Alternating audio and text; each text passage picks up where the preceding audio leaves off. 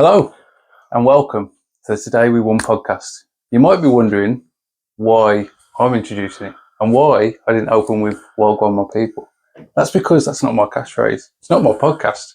We're going to get to know the guy behind the podcast today. And that's why I'm here in a sort of temporary role, just to, have a few words with him, ask him a few questions, so that if you started watching this podcast and seeing him speak to other people, you can now get to know a little bit about him, which is important because he's got a good story to tell.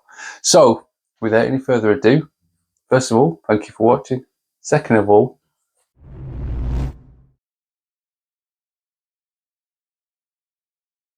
twist up. Danny G. You might know him by many names. I know him as Daniel. I like to keep things professional. Talk to us. Broski. Well, what an introduction. As we would say, welcome to the Today We Won podcast, hosted by myself, hosted by Tom. Today only. Tom, financial man Tom. And I'm the guest, Mr. Twist Up. That's it, and I'm asking the question. So let's get straight into it. I'm not going to mess around. First question, what people probably want to know, and what I want to know, is Today We Won. Talk to me about the message behind it, the story behind it, and what led you to the point where you thought, I want to make this podcast. What do you want to achieve, and what message is it you want to send to the people watching? Okay, so I'll respond to those answers in order. So Today We Won. That's something I started with my cousin. So how it started was, we was on a daily basis, you go through life you live in. Some days are good, some days are not, Yeah. We've got that one person who we can turn to, vent down the phone and just say, this is how I'm feeling today, X, Y, and Z. My cousin and I, we called each other quite a lot. And then we was having quite frustrated conversations, both of us. And I felt it's quite negative. Right. What I wanted to do was put a positive spin on it. So at the end of each phone call, we would always end it with, bro, all right, safe, tomorrow, today we won. So at least it didn't matter how negative, how toxic, how unenthusiastic, how whoever you want it, word it, whatever. It always ended on a positive note. So that's where the Today We Won come from. That was the bit that it was something we could really, that's what we was in control of. That's what I was looking for. So in your day, you can only control how you respond to things. You can't control how things happen. Yeah. I can't control how this interview is being led. I can only... You're not in control today, boy. No. I can only control how I respond to each question. Yeah. So back on point, that was the theme behind it. It was like, at least we can control how we left that call, which was, we won, we're feeling good, because your words are affirmation. We don't have all night, but your words are affirmation. Life and death is in the tongue. If you say you've won, you've won. Yeah. The more you say it, the more you believe it. The more you believe it, the better your days come. This was the psychology behind the statement. Right. And then we had the podcast. So where do we start? Right. My mother passed last year, and it was a difficult time for us all. And being a podcast host, that was something I've always wanted to do. More than a podcast, it was like a it was a motivational speaker. Yeah. The likes of Les Brown, the likes of Tony Robbins, the likes of many of them. I can't think. It's my turn into the spotlight right now. Not about them, it's about you. So what I'm saying is, these people used to really inspire me and my mum, and we used to send each other videos backwards and forth. Abraham Hicks is another one of them. Bishop T.D. Jakes, Joel Osteen. A lot. Those were quite religious-based people, but the message across the lot of them was, it was always self-help. And that was the section me and my mum found ourselves within. And I always thought, I've got a way with words, and I want to talk to the masses. You know what I mean? I want to talk to the masses. I really do. Because I'm that person. I feel like I can change the world. And I've always been told, be the change you want to see. Yeah. And I'm not perfect. I'm probably the furthest from perfect, but I'm real and I'm honest. And that's what I really rely upon. Yeah. My honesty, my truth. And I said to my mum I'll be a motivational speaker. Then the times changed, the social media changed. It's still a massive goal of mine, but I wanted to connect with people, the masses. That was what I really wanted, to fill a stadium, to, things like that. Yeah. So the point I'm making, long point, but the point I'm making is That's good. after going backwards and forth with my mum, and it took a lot of confidence, a lot of thinking, a lot of shall I, should not, a lot of will I say the right thing, a lot of will anyone even listen to me? Yeah. But when I watch something, I'm a problem solver, so I can just see something happen, and my thing is fix it, fix it, fix it. So even though I know I've got that fix it attitude mentality, I'd still think, would people listen to me? Would you? Do you know what I mean? Like, we all have that element in us, I suppose. Yeah. But I really enjoyed the mindset of being a motivational speaker. In this day and age, the new motivational speakers is Stephen Bartlett, who is actually an interviewer, and it's all about this podcast, interviewing people, all about getting them to tell their story, as opposed to the bits of the story that we see from wherever we get the glimpses from, and then we put it together ourselves. Yeah. And then when my mum passed, I was like, right, I promised to myself, I 100% will do this. Even if it doesn't go very far, I'll start it, at least start it, launch it, however we get there. Yeah. But there was one episode on Stephen Bartlett and this man, I can't remember his name, but he lost his son, and he loved his son, as all parents do. Yeah. Really loved his son, and he said he allowed losing his son to be a strength where he could connect with the world. And I drew so much inspiration from that, because instead of me getting bitter or frustrated or envious or angry, it was more like, let me show the world what I'm about without trying to hurt it. Do you know what I mean? And then the more I did that, the more I was able to talk to different people, see strengths, draw strengths, pass on some of my techniques and some of my tips that I was able to use in current time of losing my mum. Yeah. My mum's health on the decline, my mindset, my communication with my brother, my communication with the work. We still worked, me and my brother, and keeping it at a house, social. Take social out of it, because leave social in. I was going to say take it out because it's not important, but it is. Because if you're going through a difficult time, the last thing you want to do is be in a serious room all the time. You need that one or two people that can just come and just make you smile, so it has to stay. But there was a logic and a method behind everything, and how I dealt with it, and how I married it all up together and things like that. So it was something that I really wanted to share with the world, because being able to share, it feels like my strength now, like my superpower. Do you know what I mean? And I feel very like I never smile so bright. I have never smiled so bright in all my days. And oh gosh, can't remember who it was, but it's like behind every bright smile is like pain or whatever. You feel it, you know what the sentence is more than me. And I agree with that.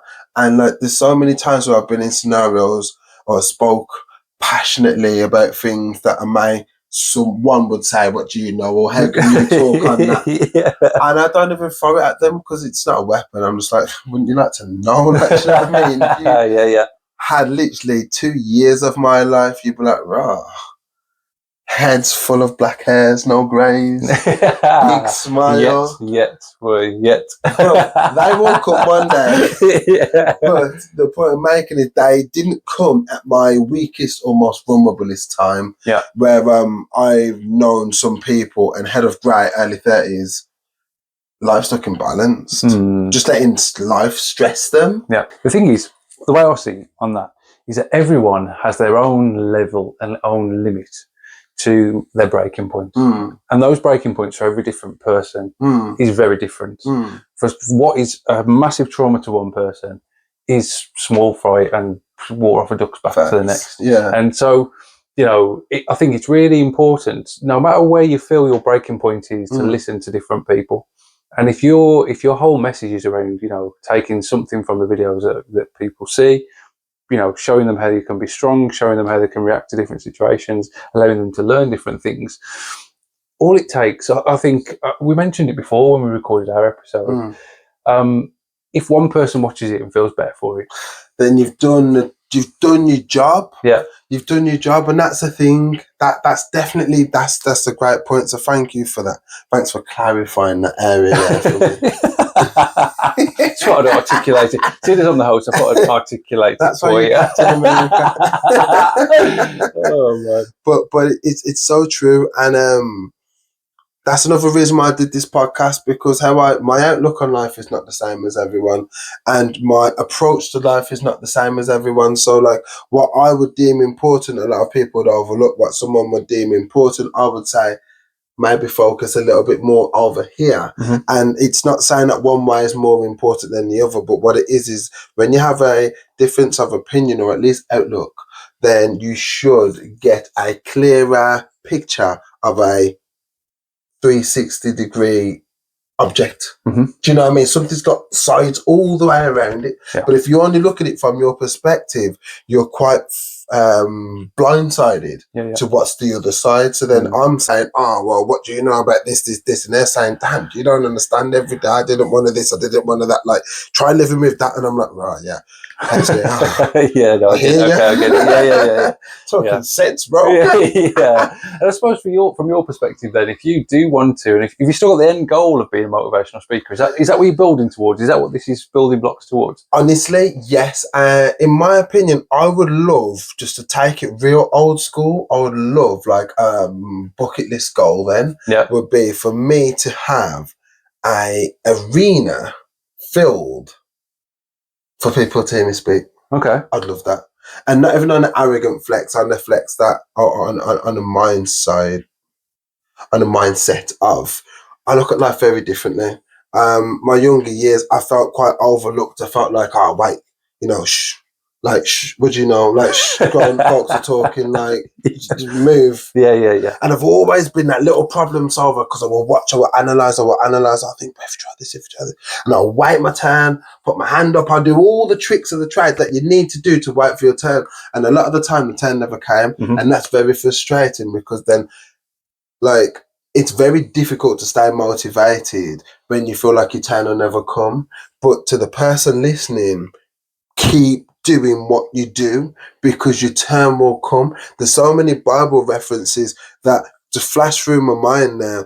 And do I have read the Bible cover to cover? No. Probably read all the 10 pages, but I know the stories because I like to listen to them, and then I relate them to myself and my life in different ways. And everyone has their opportunities to come forth, and you know, it's your turn. Every dog has its day. Every dog has its day. Perfect, thank you. So then if you are just working away at your craft, when your day comes, you'll be ready. But a lot of the time we scream for these opportunities and we're not ready. There's so many times in my younger years, like I am the most holiest, most securest, confidentest, successfulest version of myself right now. And I've got more to come, but I'm happy, because when I was a bit younger, I said before I had my daughter, I'd be like, oh yeah, but if I have it now, I can this, but I probably would have blown it. And then if I had it now, it should have been after she born, because I got this.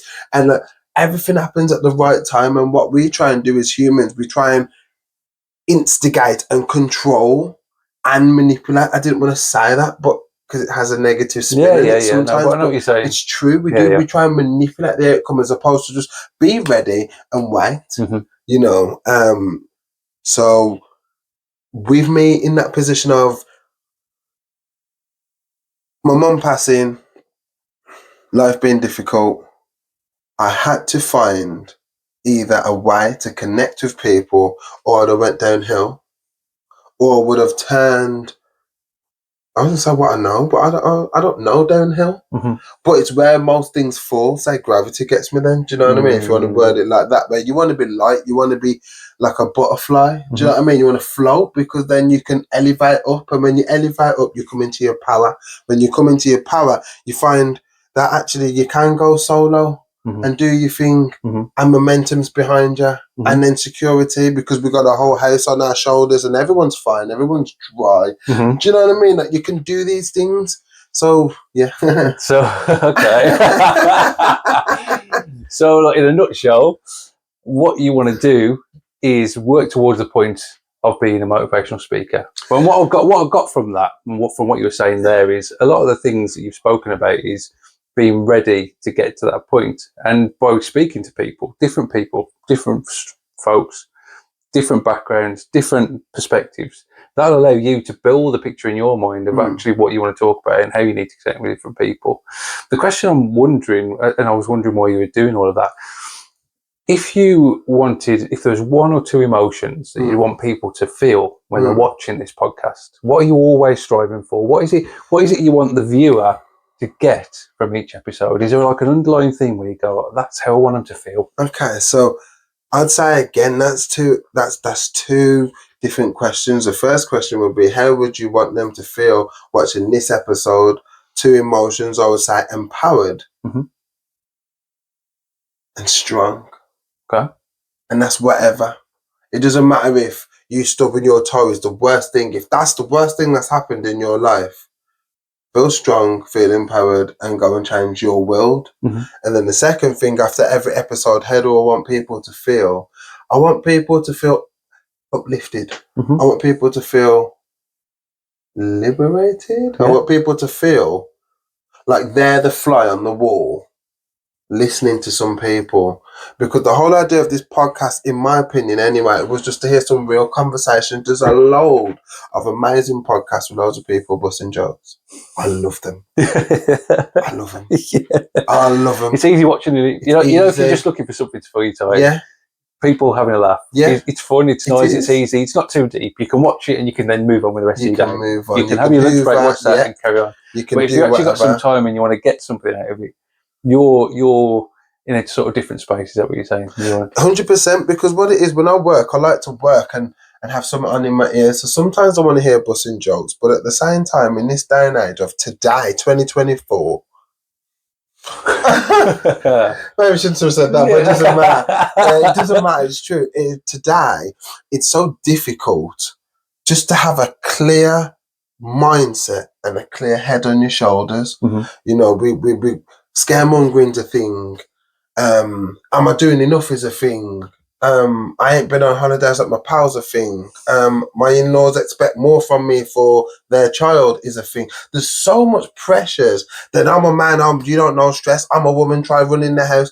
You know, so we're all really set up against each other. Yeah. So what we actually have to do is find the best way to draw strength from each other's stories, each other's scenarios, each other's situations. We was talking, and you said to me that you released 3 videos a week, or you did at one stage. It could be more, because I know you're on the increase. So. Yeah, 5 at the moment. But that gave me so much encouragement, because I thought my 1 a week was enough.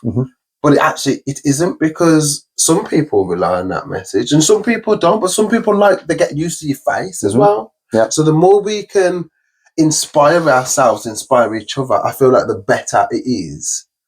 So again, sorry, how do I want people to feel after each episode they're watching? I want them to feel like they're not on their own. That is one sentence. You're not on your own. That is it. Because then when you listen and you think, oh, well, that one was a bit lighthearted. They talk about this, or that one is this and that. And oh my gosh, yeah, that's got a real, actually deep message in it. Well, then you're not on your own. We did our episode and I loved it. And it is actually one of my favourites, because what we talk about is so important. The different topics, the depth of the topics, the importance of it, the how easily it's overlooked. How we establish that some people don't even have no one to talk to about it. You know what I mean? So it's really broken, and you don't have someone to talk to about it. It's so important, in my opinion, because then it's like, you know what, lads, thank you for that. And then sometimes the funny ones are funny as well, because it's like, you know what, I just need to cheer up. Yeah. The world beat me up today. Yeah. There's nothing wrong with that. Tomorrow I'm gonna come back swinging, but all I want is just a little bit of banter and just some light watching before I go to sleep. Do you know what I mean? Yeah, I think everyone has different problems, and it comes back to that everyone having different levels about what they see as a real, true problem. But I think sometimes when you see people talking about it, and you hear something, oh, that's like me, or I felt like that in that situation, or that's something that happened to me, or they're talking about something, and maybe I'm not an idiot because I did X, or do you know what I mean? That kind of thing is really important. They did it too. Yeah. Everyone makes the same mistakes. Let's be honest, we're all human, and the reason why comedies and the funny ones are so funny is because it's relatable. A lot of the time, relatable. when someone tells a joke and you think, I do that, they're joking, but I do that. It makes you feel like flipping hell. But then when someone talks about more sensitive topics or more serious topics, you go, I did that. It's that you're not on your own. You're not the only person who's made that mistake, has done that thing that you maybe wanted to do differently, or whatever we wanted it to be. And you know what though? Just before we change topic as well, I have, like I said, I feel like I got away with words, and I realised my community was really trusting me when I was getting a lot of my female friends, other halves, so they're men, messaging me, asking me if I can just talk to their lady. That is such an empowering position to be in. Not many guys would do that, But there's been more than one. Really? And it's because they're like, you know what? And these people know me through their lady, my tire. Yeah. And so anyway, but what I'm saying is, the reason why I did that is because I mean, they know me through their lady, and when you're getting to know someone, you don't say, oh, this is my friend. You don't say that. No. So I don't know what conversations have been had about me behind closed doors, but it was empowering because... Maybe it's for the best. No. but it was empowering because then I get a message saying, bro, can you please just have a word with my lady, because you're good with your words and I've been trying to explain this, and I can't get through to her, but you might. And that was amazing, because what it meant was, I have a saying, which is caveman. And caveman is like just your box standard man, not in a negative, derogatory way, in a way of, he ain't like, I am who I am. Deal with it. Drink fucking beer and a fart. Do you know what I mean? Yeah. That brother there don't really know how to... There's a bit of that in all of us still. 100%, my bro.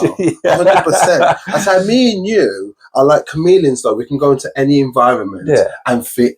As long as we don't say too much. We will all night. Yeah. Do you know what I mean? Yeah. Where some people, it's like might as well covered in tattoos. It's just who they are. Do you know what I mean? And if they are not in a position where they can articulate their sentences in a way that gets their point across, then instead of beating your head up against the wall or arguing, it's like, how about you talk to someone on a level that may be able to communicate my point better to you, because what I'm saying makes sense. Yeah. I just don't know how to get it out. But I can't get you to see my point. Do you know what I mean? And I really like that, because all of these little things, my cousin's older than me. As I say, not that it does matter, but it does matter, because being young and feeling overlooked, or like, not necessarily the black sheep of the family, that's definitely not the right point, but being the young one is almost like, your time will come, don't worry, we're going to deal with it. So when someone turns to you and says, what do you think? And you're like, you want to know what I get? And then you give them some feedback or some advice, and then they're like, that helped me so much. And you're like, swear. It's my turn now. Okay. Cool. Yeah. So you want to sort of do that on a grander scale, and I'm guessing. And you just saying that little sentence brought me back to the goal isn't motivational speaker. And you can thank Stephen Bartlett for that. Right. Because before someone like him, which is why we have to tell our story, why we have to connect with so many people, why we need to go out our way to spread a decent message or influence as many as we can, because you never know who's listening and what they're taking from it. It would have probably been motivational speaker, but the type of person that I am, I've got too much in my head. Do you know what I mean? Right. But watching Stephen At one stage, he was on Dragon's Den. He was doing his podcast. He's a businessman and he's an entrepreneur. Okay, businessman, entrepreneur could be the same thing, but I'm making them separate. Yeah. He knows what I'm on about if he sees this. And the point I'm making is I drew inspiration from that because there wasn't one goal post for end goal. Yeah. It's like I want to do multiple things simultaneously with flow, with focus, which means you're going to need a team and all of that. But that is so important than just saying, okay, let me hit my 100,000 people inside of, is it Wembley or what? I don't care. Yeah. Then I've made it. No, you ain't made it, because then like I want to do something like I've always wanted to go back to my old school, inspire the children, talk with the kids, give them some motivation, because I was amongst the kids that was told, you aren't really meant to be much. And then I come up with average grades. But then I had someone in my head, which was the original Dow boy, which is Mr. Range. If you don't know, do your research. He was the one that said to me, to the TV screen, but I left school with no GCSEs. I left school, I can't read them right now. He likes to tell a lot of stories in a way that even Peter Jones, Dow boy, YouTube it, but Peter Jones was like, I don't know what to believe, what not to believe. But the point I'm making is, he was very convincing that he didn't leave school with the best of grades, and yet he's a billionaire now. And that was very inspiring for me, because I thought, well, if I can take these little hints and tips from different people in my life, or that I see on the screen, then at least these things are possible. Yeah. So then with like to Stephen, Peter Jones, other people, we all draw from each other. One day me, one day you, for somebody. And then they think, nah, because them guys did that, I'm not going to stop doing this. And that's what we're supposed to do. We're supposed to raise the whole world's vibration. I know it's a little bit of a deep point, but at the same time, everyone wants to get deep when they're sad. Everybody wants someone to talk some proper sense to them. And that's what this is, again, feel empowered, feel strong, feel like you're not on your own, you know.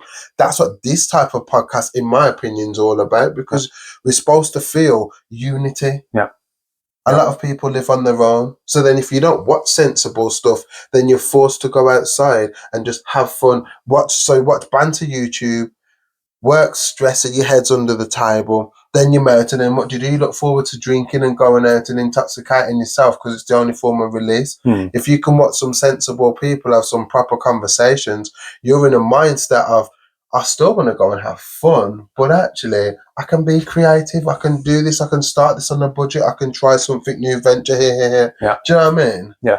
And I think as human beings, we're sort of wired to believe that there is a thing that we're going to reach. There's a goal, always have a goal.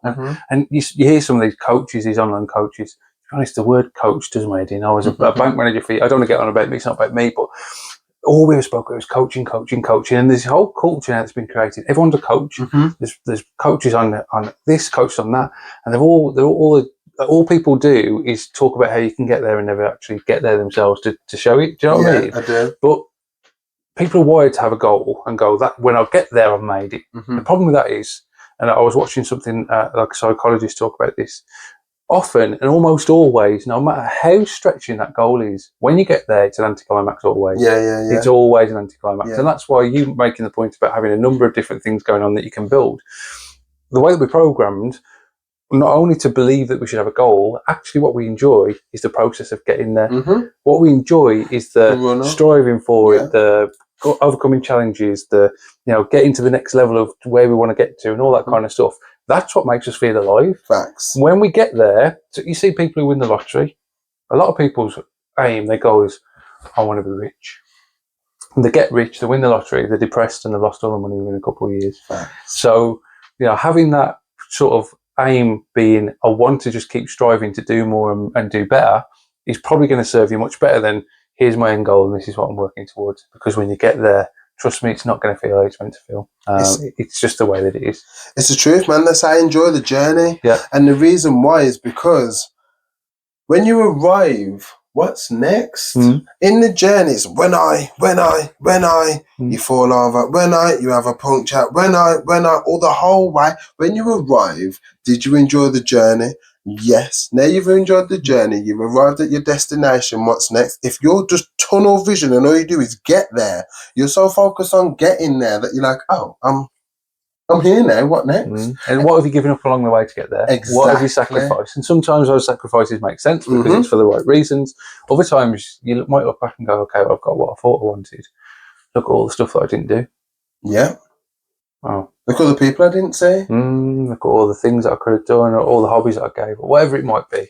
And I absolutely love who I'm about to say, Kobe Bryant, but I watched a little bit, not a lot. I'm not an expert on anyone else's life, just my own. But I watched something, and like he was so driven in his basketball career, and he never used to hang out. He never used to have as much fun as one could, yeah. Because his thing was, I'm focused, and I'm for that. Like, I'm not knocking it at all. No indirect. I mean it. Yeah. However, when he passed, his thing was, when I retire, I'm all yours, and it didn't last very long is the point I'm making, and I'm pretty sure he foresaw the same as some of the other giants, which is, basketball coach, pundit, but for the basketballs, and do you know what I mean? Like, all of that type of thing, award ceremonies. So you never really know. None of us know. So if we can enjoy the journey, if we can uplift each other, then it makes all the difference, Cool. So moving on from that then, that really long answer to the first opening couple of questions, but it's good, it's important, it's important. What is it? And I don't want a full background story. And you mentioned a little bit about this sort of already, in the fact that you always felt like the one who was like, shh, don't talk, it's not your turn to talk. But talking about your upbringing, your background, where you come from, what your family situation was like, is there anything that happened in your early years that you think helped you get to the point where you are now, that helped define the strength that you feel, that helped you to define the ability that you feel that you've got to find, the good in people, to communicate well? Is there anything about, where you come from and what happened during your early years that led you to this point? Is there anything that you could sort of pinpoint?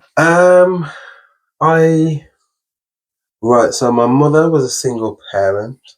There's me and my older brother. On my dad's side, I have a few siblings, or more than a few, but there's a number of us. Yeah. But for my mum, it was just me and my bro.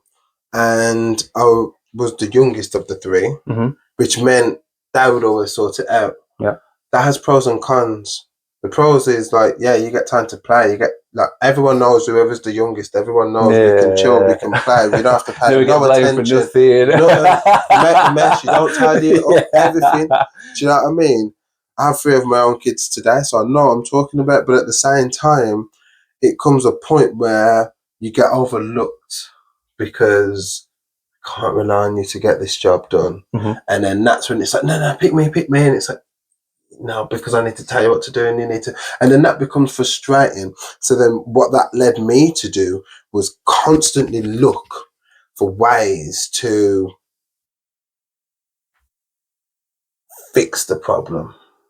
So then, after being told no 1,000,000 times, and the 1,000,001, what do you have to say? Yeah. And then I'm like, bish, bash. And then sometimes it's like, yeah, brilliant, okay, I didn't think of that. Or sometimes it's like, yeah, no, I didn't think so. And that's fine. But again, you said what, defining moments. It was more about me having a point to prove. My older brother is 8 years older than me, driven, strong, fast, the cool kid, everything. So, okay then, Jude and Job, that's exactly what it is. Right. Football analogy, people. Yeah. Bellingham's, yeah.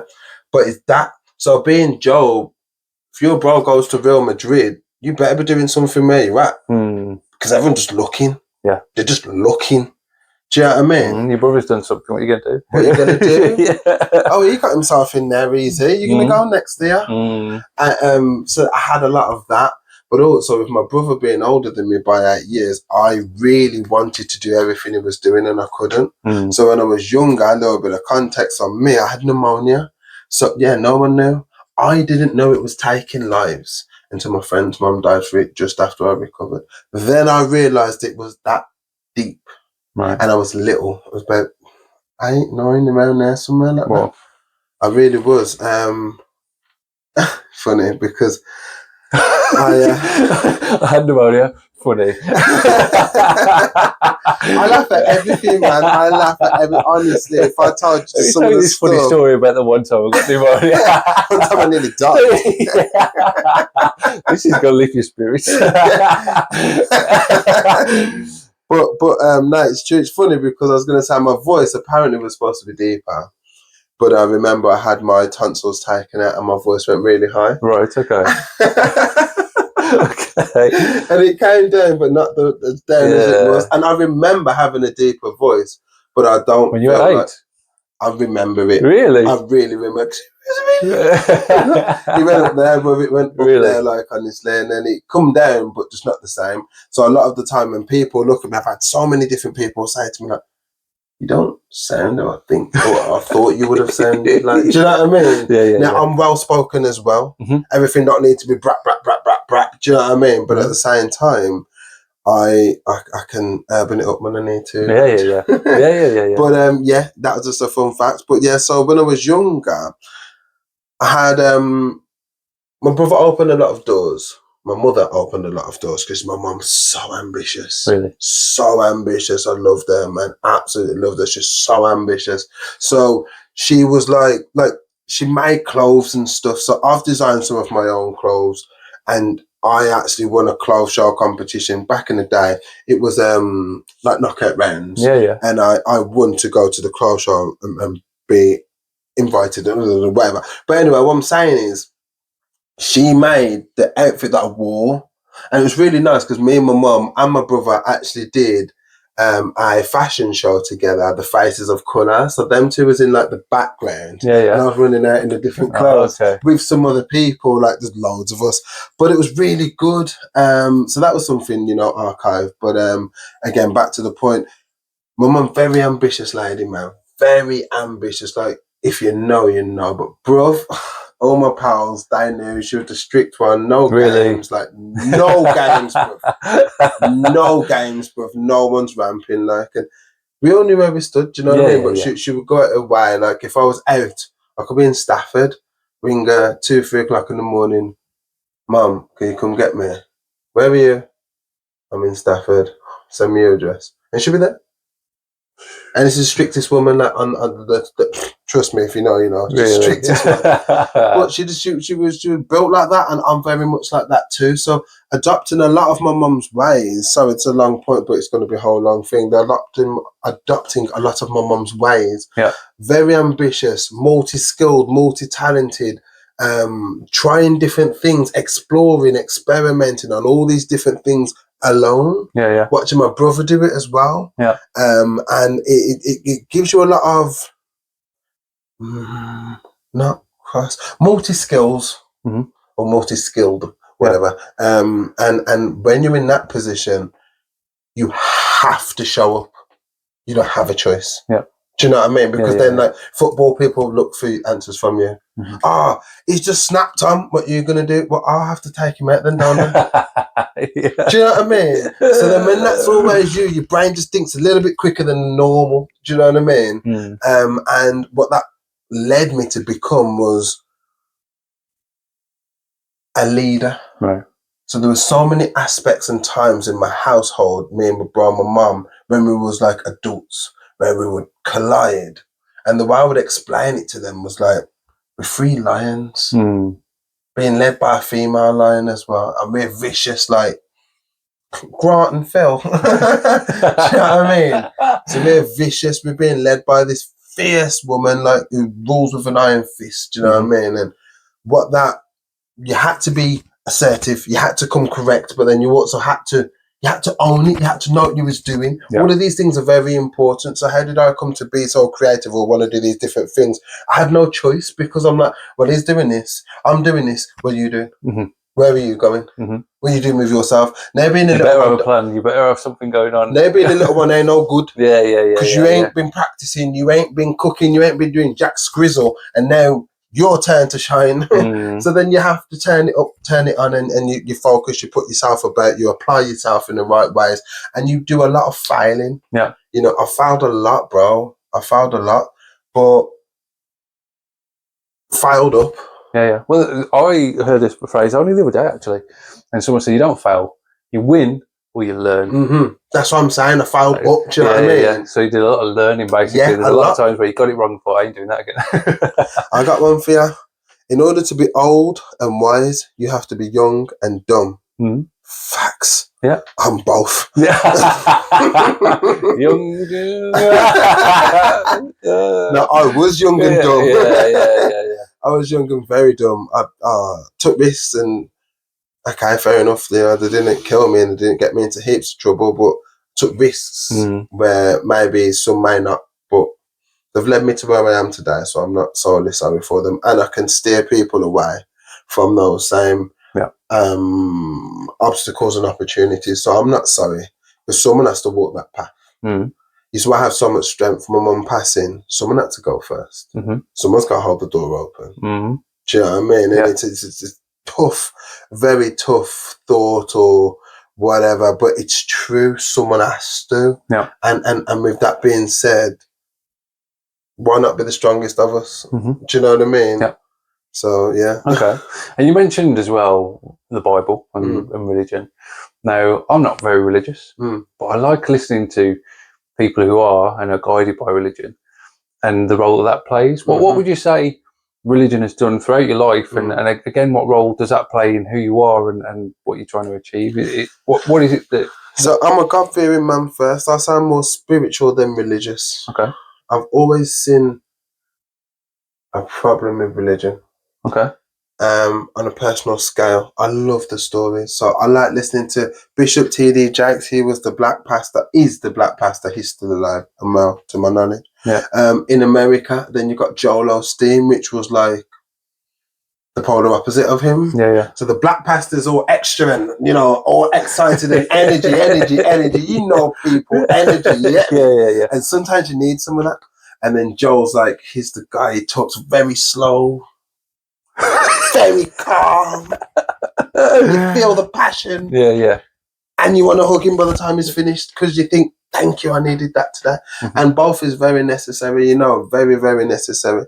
And how it played a role in my life is it kept me in the lines, in the boundaries, in the safe zone. There's been times where I've wandered, but I haven't wandered too far. And I'm actually quite proud of that because it allows me to be, I would see myself as a cool kid with muscles and body like this, but then I can influence. Come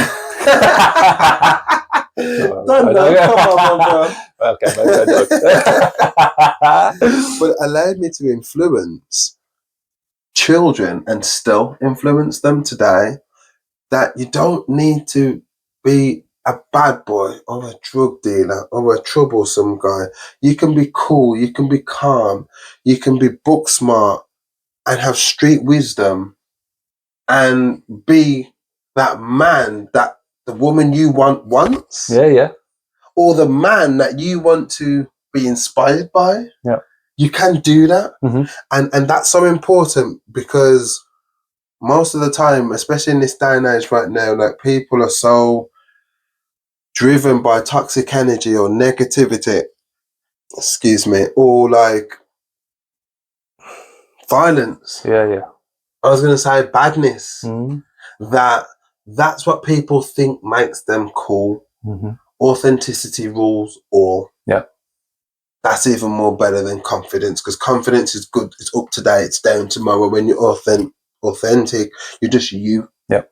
So then that means when I know some serious man, I'd love to know that they're watching today, but I know some serious men and I love them because they're themselves. And I know I'm not stupid enough to cross them. Not in 12 light years, I'm not even going to play. So me and that person's good now, do you know what I mean? Yeah. I ain't done nothing wrong. And again, my faith, my mindset, the way I was raised, we was a church-based house. I didn't say that before, but the way we was raised was like, you don't do wrong. So then therefore that kept me in the lines. So then there was times when I went to the parties and there was times when I didn't go to the parties because I knew who was going or how it would end or I could preempt how it would end, you know? Yeah. But God first for me has to be every single time. And I always explain to people, just develop your own relationship with God because God's different to religion. Religion says, don't drink, don't smoke, don't have sex, don't have a child before marriage, don't. I broke every last one of them rules before I was 18. Nah, I didn't have a child before I was. But do you know what I'm trying to say? Like, I broke them rules. I definitely have. I'm not married today. That's the target, but I'm not there yet. Do you know what I mean? So I had a problem with religion just there because I'm honest and I'm like, God, you see me. So I'm not going to lie to you.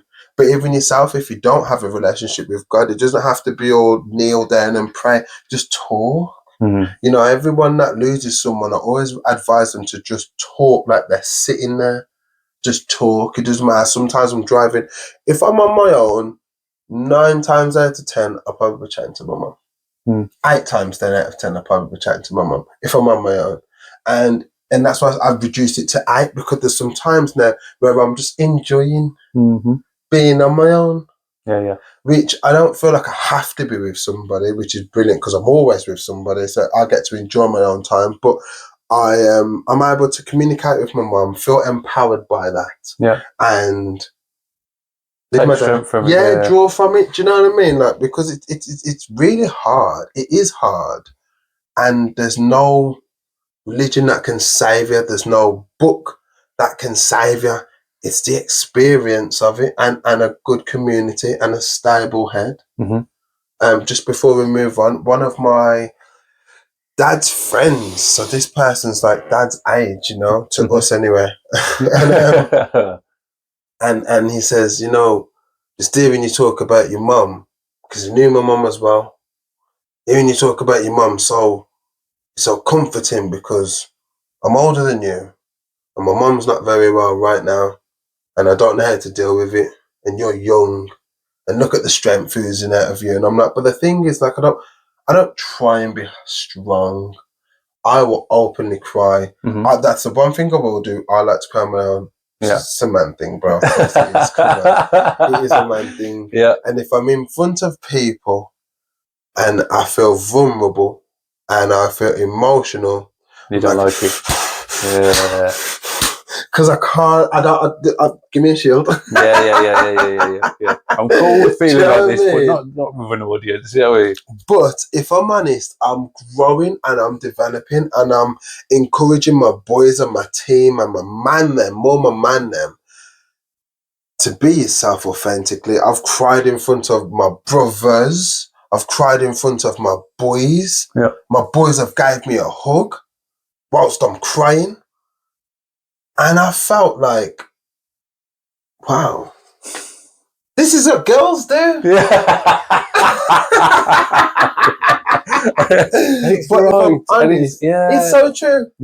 But the girls, come on, and they get the ice cream and they're looking, all of that, like, they love it, but us man's like, fix up. I just told them hurt, man, that shit hurt me more. Do you know what I mean? That's how boys operate. But it was really comforting. It was really nice because I was able to be so vulnerable in front of fully grown men who didn't judge me, was there for me, got emotional themselves, and it just showed me that we're all human. Do you know what I mean? I like to see myself as a saying from Dragon Ball Z, hence this physique. But we're all human. Do you know what I mean? We really are. And being a man it's a great thing, but we ain't robots, man. We can show emotion and we can be there for each other. I tell so many of my boys, especially since my mum passed, how much I love them. And I'm not scared of that. And a lot of the time, it's just being yourself authentically is so important because it's empowering. Another boy will tell another boy, "Yeah, I love you, you know, bro. No homo," or whatever they have to say. But it's nice. Do you know what I mean? Do you feel that becoming a dad changed you emotionally? Definitely. What impact do you think that had? Because I know what it did to me. And when it comes to being openly emotional, I feel like it's chalk and cheese pre and post kids. Yeah. I've cried at some things that I wouldn't have even had an ounce of emotion in me before. I could have watched something. I'll give you an example. If you watch I'm a Celebrity, get me out of here. It's a bit not recently, but I have watched it. It's a bit of a basic show. It's one of them. It's been on for years, but me and the missus sit down to watch it. And last night was the episode, you know, where they get a letter from home. Yes. I used to watch that and think, what am I crying for? Guys, a letter from your missus, or a letter from your kids. What? You don't have to cry. Like, do you know what I mean? You've been away from 2 weeks, not 2 years. Yeah, That's the kind of thing that I used to think. It was just, I lacked empathy. I had no idea but how that situation. as well. Yeah. Last night, now, one of the guy at Coronation Street, had a letter, and the letter was from his kid saying how they were waiting for him to start Christmas. They put the Christmas tree up, but it wasn't the same without him there, and this and the other. I sat there. I sat there. I was fighting. I was literally the tears in my eyes. I was thinking, what has happened to me? Want a drink, babe? Want a drink? So what going on is? Just on that side note, just pause on that. As men, I want everyone to put in the comments, what little things do you do, noises do you make, disguises when you're getting emotional? Because I'm like,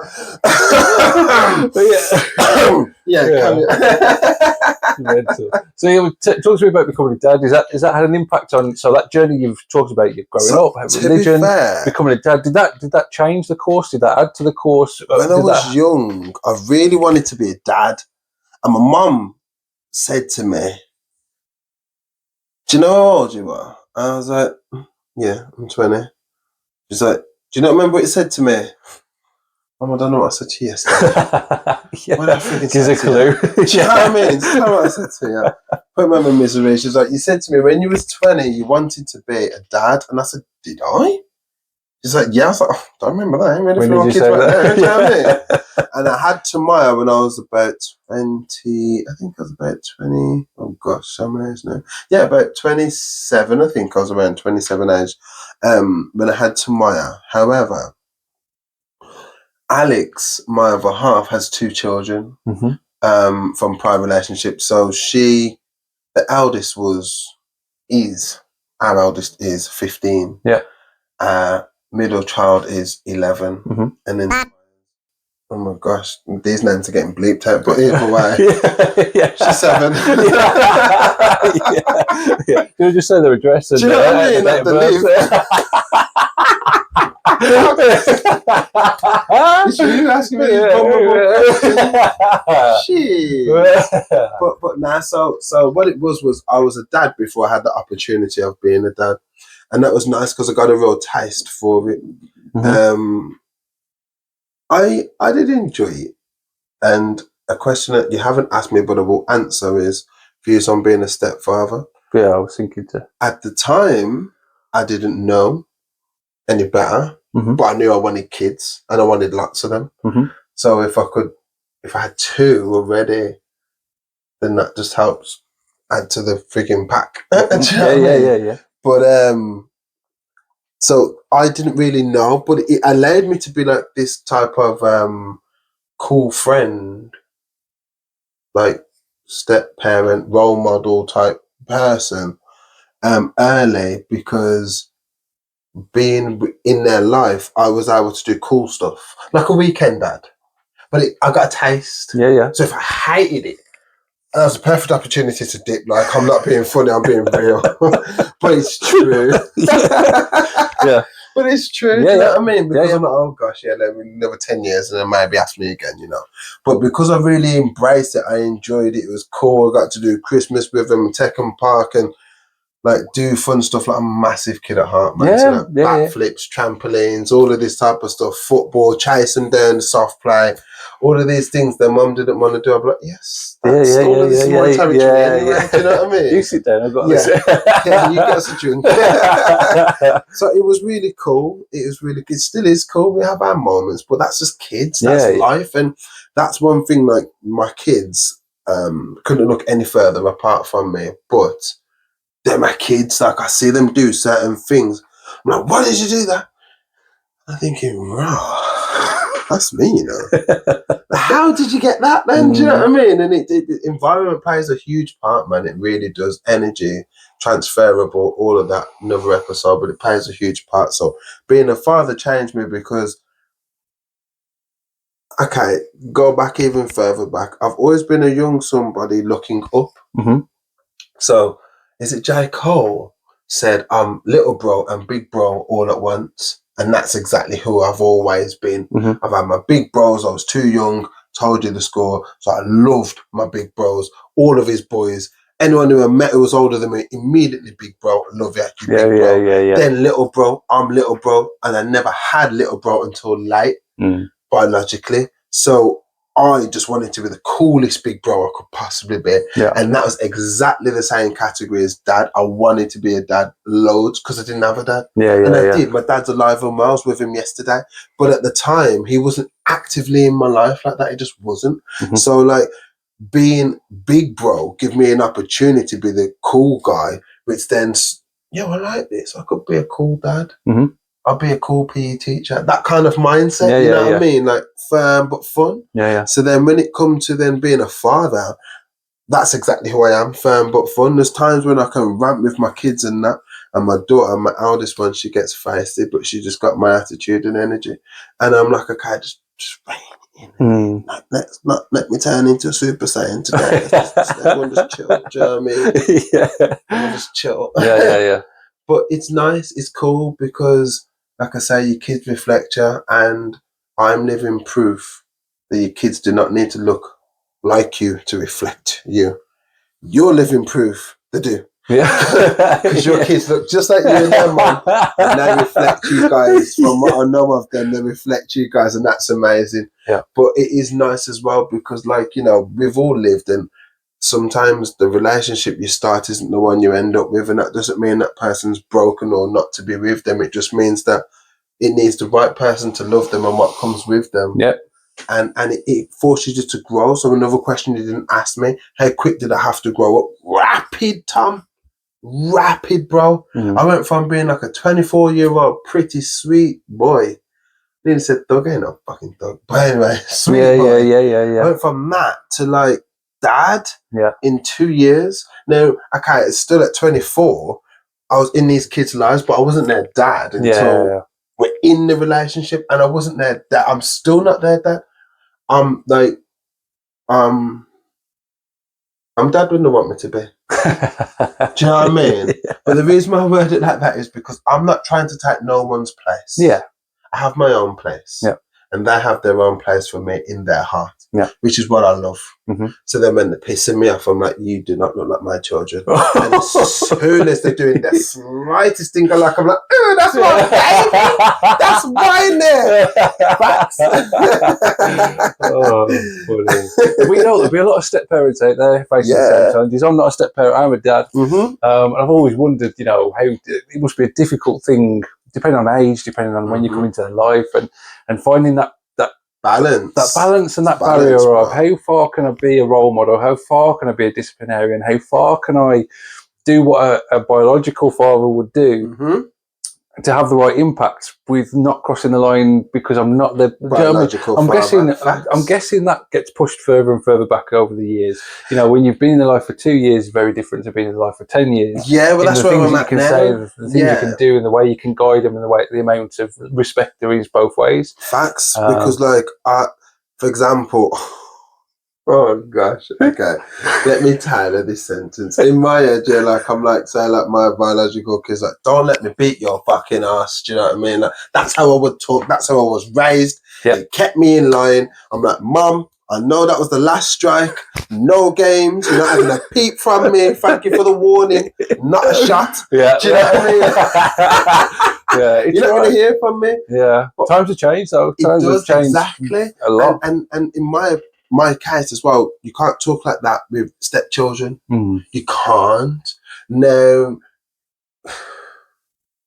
I like it because it's like, like, shut the fuck up before I beat your ass. I don't know.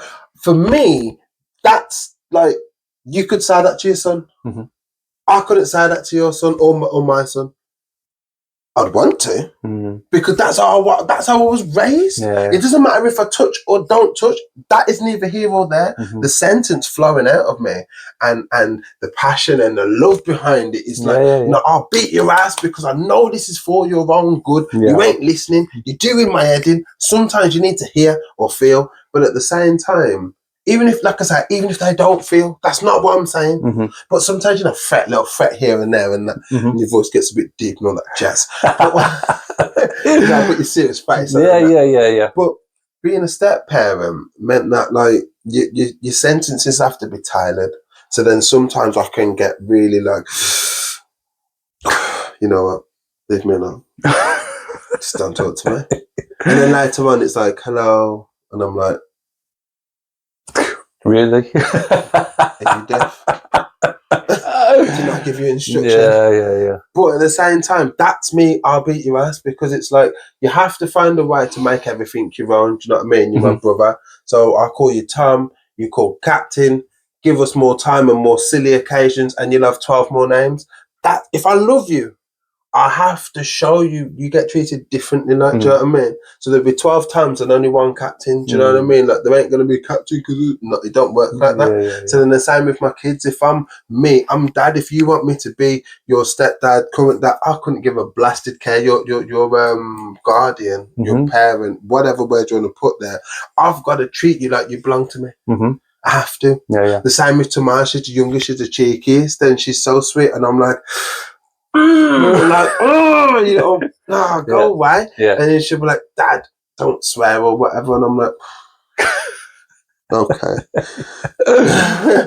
But it's fun. It's fun. I love being a step parent. I think people should talk about being a step parent a lot more openly. Especially nowadays. It's it's a normal thing. Honestly. It's a real normal thing. Society's changed. And I think probably for the better in a lot of ways. In the, you know, back in the day, people would stay together just because it was frowned upon if you didn't stay together. And live a life of misery. And that passes down onto your kids. Your kids are in a miserable situation, environment, and they don't. Generational trauma. So, you know, people making the right decision not to be together for the right reasons and then finding new partners where they do fit better is a good thing. Facts. But, you know, being a step parent is probably, like I say, I don't understand it because I've never been it, but it's a very different dynamic. And there'll be people watching this again who are a step parent thinking, oh, that's how I feel. I don't quite know. There's been times where I don't quite know what to say, how to do it. I know what I'm trying to get across. I know the reasons for it. And you're right. There probably are more conversations around it than we think. But I've never come across a podcast where it's someone talking about being a step parent. Yeah, no, I think there needs to be more, to be fair, because two young people start fooling around and fancy each other, take sex out of it, just how they go on dates all the time, and this kid's little. This kid's going to grow. Today, I'm happy to take him on. Ask me again in 5 years. Yeah. And then in 10. But it isn't an ask again in 10. It's like the expectation is it's your job. But this little somebody grows up with an attitude and their own outlook. And how do you deal with that? And they don't want to listen. And they're frustrating. Yeah.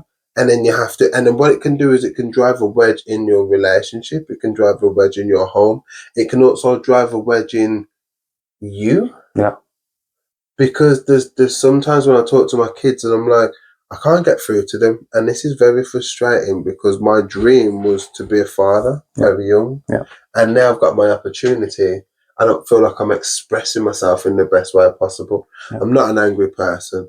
I can get frustrated. That's life. Yeah. But I'm just being very honest and transparent. But at the same time, being a step parent to teenagers, I think it should always be reviewed and always discussed because kids grow up and they have attitude and they live their life and they talk in their way with their sass and their whatever. And that's just life. The only thing is with the step parent, the way I see it is like you're here on a voluntary basis. So if you're a volunteer, you do not want food thrown in your face. You're going to get it though. Or disrespected. You're going to get it though because that's the reality of it. I ain't even getting a wage. The wage is... That should have been in the initial, conversation and discussion and contracts. You're like, Alex, just before we get started, I just need to agree my salary for looking after these children. Serious? Because let me explain the salary. Because with the salary situation, like it sounds like it's real. Because if you think about it now, you're two beautiful little souls, right? When they push you to the point where you could scream, tell them off, let's just leave it there. Then your payment is they belong to you. That is it. So even if all three of them was really badly upsetting your time, it was a torture for you to live there, bro. Your payment, what am I in it for?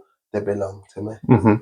As a step parent, You look at the door. It's a more difficult question to answer. It's more Because nuanced, isn't it? There's so many more emotions that go into that's the thing. You look at the door because you think, well, they don't belong to me, but I've invested time. Mhm. So then it's even different to a foster parent, because a foster parent or adoptive parent that's not voluntary. It starts voluntary Mhm. and then ends up permanent, full-time. You get a full-time job off it, which is rare, but some places you start there as a little volunteer, offering hours, and then before you know it, you get a full-time job and you're like, wow, I didn't even expect this. Life is great. Yeah. As a step parent, you don't know if you're going to get the full-time salary. And therefore, you're in a position where sometimes it can be challenging. So this is why you have to know who's in your team, know how to communicate. I have to take myself away and talk to myself a lot. I'll have a cigarette or I'll vent to myself or whatever. I'll do whatever I need to do. So then by the time I come back, You can be the best version. I can be the best version. And then I'm in a position where I can say, right, haha. And they're like, no, I'm not your friend. And I'm like, not your freaking friend.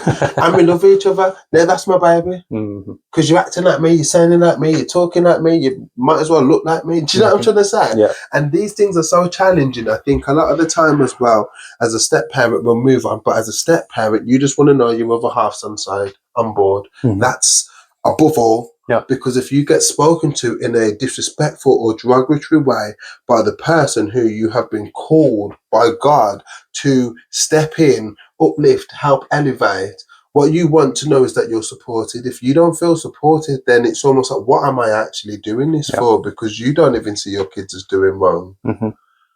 Yeah. Cool. Serious. Final question, final point, the final thing that I really wanted to talk about, and I think is important for people watching, to get to know you and the person that you are and the reason for the podcast. And you've mentioned it a number of times already. And that was the inspiration that you drew from your mum and what you told your mum you were going to be. The question that I want to ask you, if it's okay with you, no, it's good, man. I love is this. Around the process of grief. Okay. Right.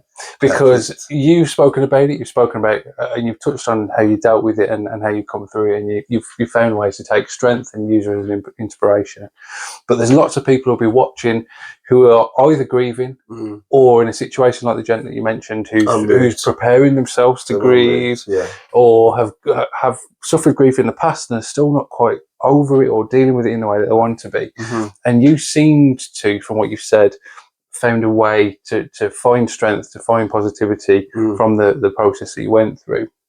So without, going too far and too deep into it, talk to me a little bit about how you found grief, what you did to deal with grief, and again, the impact and how that's, had an influence on where you are now and what you're doing now. Before you get on to that, I've got quite an interesting experience of grief.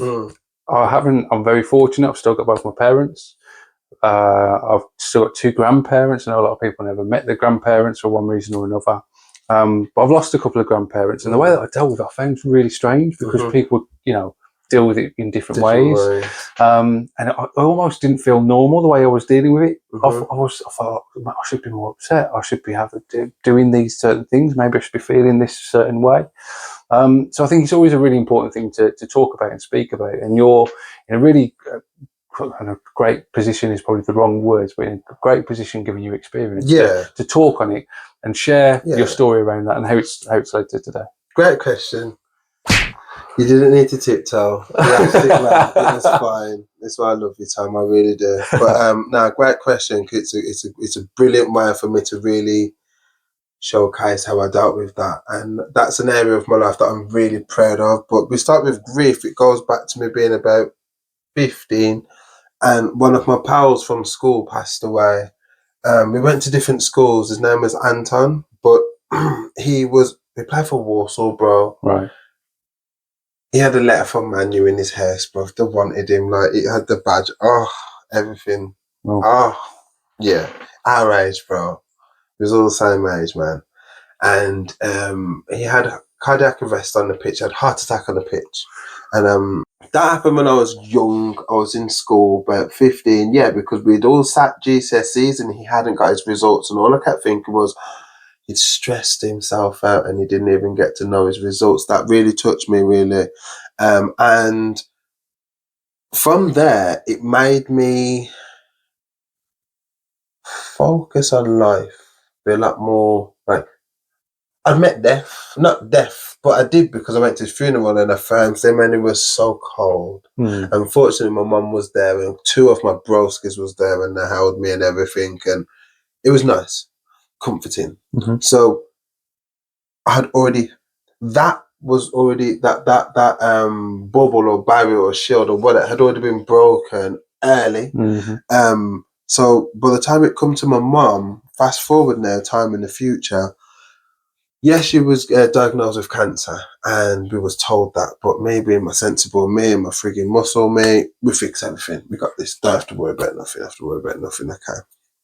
Being the younger one, I'm like, yeah, my mum's got this. It's fine. Like the importance, the burden, not the burden, but the weight. Yeah. Excuse me. The weight was taken on by my brother a lot more than me. I must admit to that. Being the young one, but it's true. So at the point we was told she had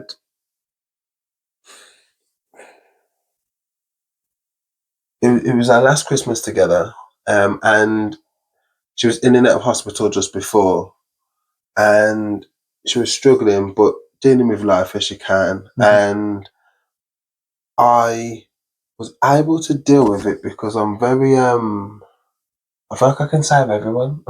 Yeah. This is who I am, man. I'm not even apologise for that, but it's so true. I feel like I save everyone. So my mum, don't worry. I've got all these videos. I've got all these different people. I got these meditations. Mum, we're going to try this. We're going to try that. Like, don't worry. I look up foods we can have, and that was really my mindset behind it, which was the in denial, which I highly recommend. Stay in denial. Really? Stay there. Yeah. Because one person on this planet, okay, let me speed this up, but one person on this planet was in denial and their mum pulled through. So stay in denial. You tell yourself they're pulling through, it's going to happen, positive energy, I pray over you, I wait over you, I do whatever you want, I rub your feet, I massage your feet, I do whatever you need, but you're going to make it. And then what I would do is I'd go for a run. So this is when I started road running. I wasn't playing football, I was just road running on my own. I found it comforting. The more my mum was decreasing, her body was getting weaker. She was losing a lot of weight. It was difficult. But again, I had to keep telling myself, Dan, do what you can. Be there, be there, be there, be there, be there. My brother would say, Dan, come through, whatever. We do what we can. When she was in hospital, I knew we was getting closer, but again, I'm telling myself, watch, everyone will say, she's going to pull through, and then I'm going to say, see, guys, you got to have more faith, my mum, the strongest woman I'll probably ever know. Never mind currently, ever know, do you know what I mean? She's absolutely, it's where my strength comes from, so anyway, that's my mindset, and then we went there, and we was expecting for the man to tell us that, long story short, it was going to be like quite a quick recovery process, and it was like, it's like stage 4, it's hit all these different joints, she's got weeks to days, and it's like, what? And then that was like a massive hole in the balloon. From there, it was like, okay, do what we can. So it's just inspiring my mum, reminding of everything. And I kept myself active. I know I'm talking a lot here, but I have to paint you the whole picture so you can see what I was doing. And I had to keep myself active. So my brother, he got active and he was doing other things. But for me, I just needed to run. So I am a big unit. I'm not going to lie. So when I'm running, at times, I start crying for no reason. Well, of course, for an obvious reason, yeah. you know. And I just start crying, but I never forget. I was running around my area, and I run past these people, and like I could see them, and I could feel the emotions in me, and they was ahead of me, and I'm like, oh gosh, I don't want to cry, vulnerable man, all of this stuff. So I was running, and as I got towards them, maybe I was trying to fight it back too much. The emotion was coming like double. So whatever I was doing, it was doing it twice as much. And like, I was fine because I'm a big guy. Being a big guy with big presence, you either don't care or your thing is I don't want to make no one uncomfortable. I'm too big for everyone to be jumping back and that. No, thank you. Yeah. Do you know what I mean? So I like to make sure people can see me, feel comfortable. Just let me by. I'm not here for you. You could never move. Do you know what I mean? Yeah. And I'm running, and these people, I remember just looking at them, and I just stared at me. And in my head, I visualized them looking into my soul, and then looking behind me to say, "What is he running from?" Because the way I was running, bro, you'd have thought there was cars and guns or a samurai or someone and you're upset coming from me. because you're scared of something behind you, basically. Do you know what I mean? Yeah. Because it got to the point I got to them, I was full on sprinting because I just need to get past them. And they was like, what's chasing him? And it's life. You can't run that. You can't. So I had to keep running. Then I got the message, you got to go up and see Mum. So, okay, I'm a positive soul. I just talked to my mum. I was in the ambulance with her from hospital to the hospice. It was all in like within 24 hours. Do you know what I mean? She'd passed. So from hospital to hospice, it was all within 24 hours, and she'd passed pretty quickly. Wow. Which it was blessing and not a blessing. It was a blessing because it wasn't dragged out. We went there were some people, we're going to come back tomorrow. Like, I don't want that. I don't want it dragged out. I just want it to be as peaceful as possible. And painless and, and direct. Yeah, Do you know what I mean? Everyone needs to heal when we lose someone. So then I remember I was just talking to my mum, just reassuring her, I'm good, my brother's good, life is good. Even though it isn't, it is. And I'll just remind of all the good things, like a highlights. Highlights reel. I was being young, I reminded her of when she took me to football. There was, I'm bigger than everyone else. And frigging this one race, this white brother was like, get that monkey off the pitch. And my manager was ready to go on there. He had to chase my mum to get my mum off the pitch because she was on there. And I'm like, anyone touch my mum and you're all going down.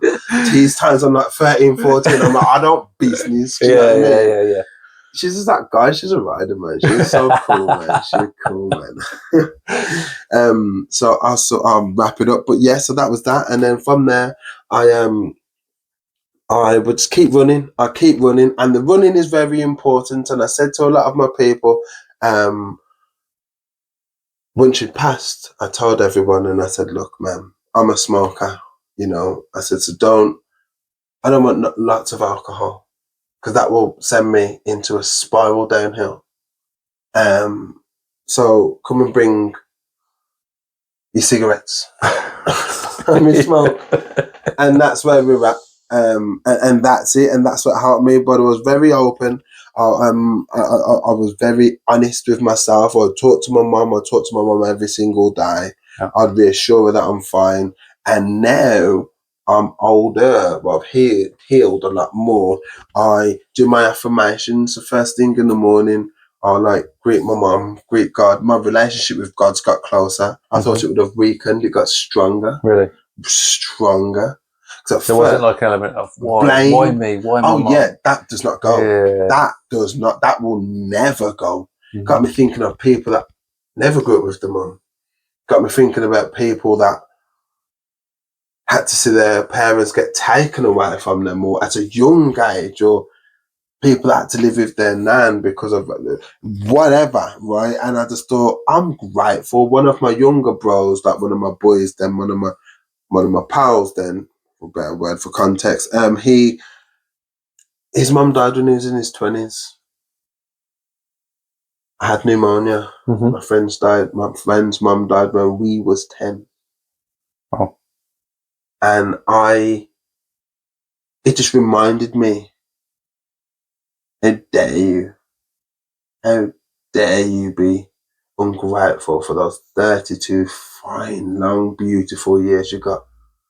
And people who had less. And I'm very much like that. And it just dried my tears metaphorically. Immediately, it stopped the tantrum. It turned to gratitude. It turned to thanks, it turned to, well, at least I got this time, and of course I'm going to want longer. And I'm telling you now, I'm 34, just turned, and when I'm 40, I'm going to see some people with their grandparents and or mum and their kids with their grandparents, and I'm going to think, we miss you, man. But I talk to her all the time, and I say, we really miss you down here. Just like she's up there, and I can't get to her, but I'm like, we miss you down here, like it. The world's changed. Things have by the changed. way, this happened, and blah, blah, blah. Yeah, These times now, she probably knows it better than me. I'm telling her like she don't. Yeah. And I'm able to talk to her, I'm able to communicate with her. Like I said, I do my affirmations, so I talk to her first thing in the morning, and then I do my affirmations, my I ams. My I ams are very important. You know them. I know. But these guys don't. So my I ams is where I say I am, and it's an A to Z. So it's like, I am amazing, I am authentic, I am abundant, I am brave, I am bold, I am beautiful, I am by far the best version of myself, I am confident, I am calm, I am cool, I am collecting more and more pieces to myself every day. I'm Daniel. Yeah. I'm doing the right thing. I'm dangerous when challenged. Stuff like that. I'm effective. I'm excellent. Yeah. All the way through to Z. And that empowers me. And that allows me to start my day correct. Yeah. Because a lot of the leaders, these motivational speakers that I was referring to, me and my mum used to send each other, these gentlemen, mainly gentlemen, but one or two ladies, but these people, they drove home the importance of starting your day properly. You start your day properly and you have a great day. You start your day wrong, you'll tear your tights, you'll spill your coffee, you'll stub your toe, you'll miss the bus, you'll have an argument at work, you'll then get back and an argument with your other. All of it. Or even if it's not something massive, you're looking for the bad rather than looking for the good. If you start good, you're looking for the good, and the small things you can let go more easily. 100%. I've got a tree. I know we're going to move on, but I've got a tree, and I hug my tree all the time. Like, I mean, all the time. It's on a main road, Tom. Like, people see me, Tom. Like, it isn't embarrassing. It would never be embarrassing, but it can be. Not so much now, but I was just saying my younger years. I've only had my tree for about a year since my mum passed. But it's difficult because people will. They'll watch you, or I'll go and judge you, I suppose. That's a judgment. Yeah, I'll give my tree a hug. Yeah, and at first, there's a lot of psychology to get around. I'm gonna tree, but actually, no, it's the best thing because it's grounding. It's connecting you to the earth, Mother Nature. The more grounded you are, the better. Trees also taking carbon dioxide and give her oxygen. That's a healthy exchange just off the cuff. But when I'm upset, or when I'm emotional, or when I'm frustrated, or if I have a tiff with my other half because she got out of my side of the bed, or whatever the pettiness be, it doesn't matter. I'll give my tree a hug and I'm like, please take this energy and thank you for the good energy. Thank you very much. And I know it's a really long answer, but these are the little things I do on a day to day. And then finally, I'll send out gratitude messages, and I'll send like someone like yourself, morning, grand rising time, big up yourself. Today's going to be a good day, my bro. Love you loads, you're winning, stay blessed, gone. And it's because not every relationship, not every home, not every house, not every building has love in it. And not everyone's always taught how to love. And therefore, if you're not taught how to love, you don't know how to share it. And then you may be an amazing other half, boy or girl, it doesn't matter. Receive a boy or girl, it doesn't matter. But if you don't know how to express love, you can have sex. There's a big, massive difference there. And when you know how to express love and you share it and you spread it, then people who don't always receive it are really grateful for it. You know what I mean? And that empowers me. And the more things I can do, that I can just let my mum just look down with all her angel friends and my grandparents and brag. Say, that's my boy. And that's my other boy. And look at them here. Because that's what she ever used to do. That's my one boy. That's my other boy. And she just said, it was great. Like, I understand mummy's boy. I was definitely a mummy's boy. My mum used to make my sandwiches before I went to work. I was well into my 20s. And people say, your mum make your sandwiches. I'm like, don't be jealous. Just my sandwiches are better than yours, right? Don't be jealous. Like, you know for a fact you have sandwiches made for you if you could. So don't be jealous. That's it. Tease me about it, but don't be jealous. Do you know what I mean? Own it. But Now, it was a difficult time. It still is a difficult time. And then, I said the last thing so many times, but a great thing is you pick up siblings, and that's a perfect sentence, because you find or you meet someone else whose parents have passed before you, and you find comfort in that, because it's like, you know what, if you physically see them, you give them a hug and you just cry. Mm-hmm. It's a share of emotions. And if you don't physically see them, you're sending love and empathy and strength and unity and all of this healing and protection, health, all towards them, because you're like, you know what, I see you. Mm-hmm. And I tell people, don't visualize, I couldn't imagine mom. Just don't imagine it. Mm-hmm. Don't put that idea in your head. I'm very strict with that. Don't, because it's coming. Mm-hmm. So why are you preparing for it? Yeah. Prepare for a frigging test. Prepare for a new car. Don't prepare to see your parents go. Let that come as a surprise. That's the one thing you want to come as a surprise. Or something Be present like that. and enjoy the ride along the way. It comes back to what we were saying earlier. Do you know what I mean? Like 100%. I'm always saying to my people, buy your mum some flowers. Oh, man, just a petrol station, man, some cheap flowers, man, just do it. Fortunately for me, I used to do stuff like that. I'm a little romantic, do you know what I mean? Yeah, so yeah. I like stuff like that. So I'll buy my mum flowers here and there. If I buy some for Alex, I'll buy some for my mum or whatever. And I remember I got to buy some flowers when she was in hospital, and which was nice. The woman was like, I don't think you can have them here. Don't piss me off. Mum, here's your flowers. You like them? She's like, Daniel, the beautiful, but I don't think we like them. Mum, I'm putting them here, okay? They're going to stay here. And she had them for 24 hours before she departed, which was amazing, because when I come back the next day, the woman was like, oh, you're going to have to take them. My mum was like, Dan, you're going to have to take them. I said, okay. So guess what? She says, what? I said, you're the only woman who had flowers on this floor. I said, in the whole hospital, actually. And the mum was like, yeah, we can't have gifts in here anymore since COVID. And I'm like, you're making our final goodbyes really difficult, but they're doing their job, so I'm not griefing nobody like that. Do you know what I mean? Or giving them grief like that. But it's difficult, and there's no answer. But that is me. That's how I deal with my things, man. I'm in it deep. Do you know what I mean? And I'm a very deep person, so you won't ever get no shallow, minimalistic response unless that's how the question comes. Do you know what I mean? If I can give as much of myself as possible, so then that way, whoever, wherever, if you draw from it, if they draw from it, it's brilliant, because then at least you're in a position where you can say to yourself, you know what, like this can help me. Do you know what I mean? The communication, man, it's so important. Men don't talk enough. Nope. And even now, I can find myself thinking about my mum, getting upset and emotional about my mum, and I won't just turn to my lady and say, babe, I want to chat to you. Well, I freak, that's just not how we wired. Do you know what I mean? If you see it on my face, so what's up, I might tell you. But if not, then I'm like, oh.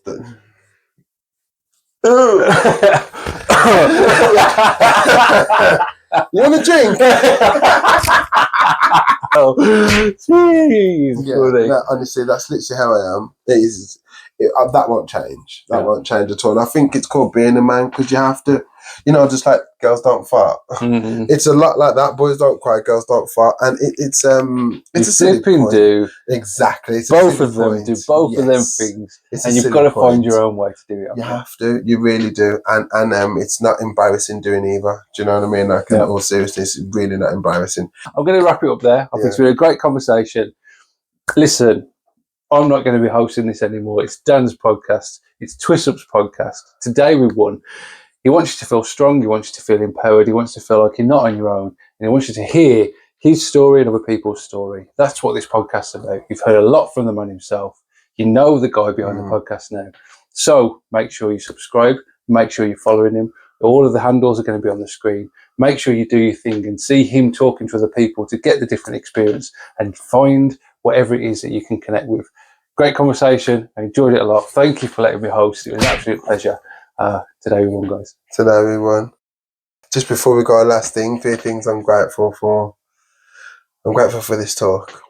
I don't think I've been this honest about my whole time span in a short period of time with someone, so that's what I'm grateful for.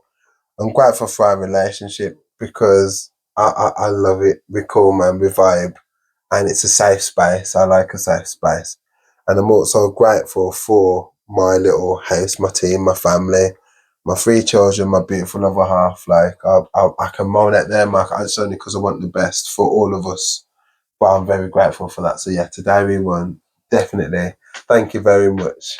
Big love and respect to you all, man. Thank you. Peace.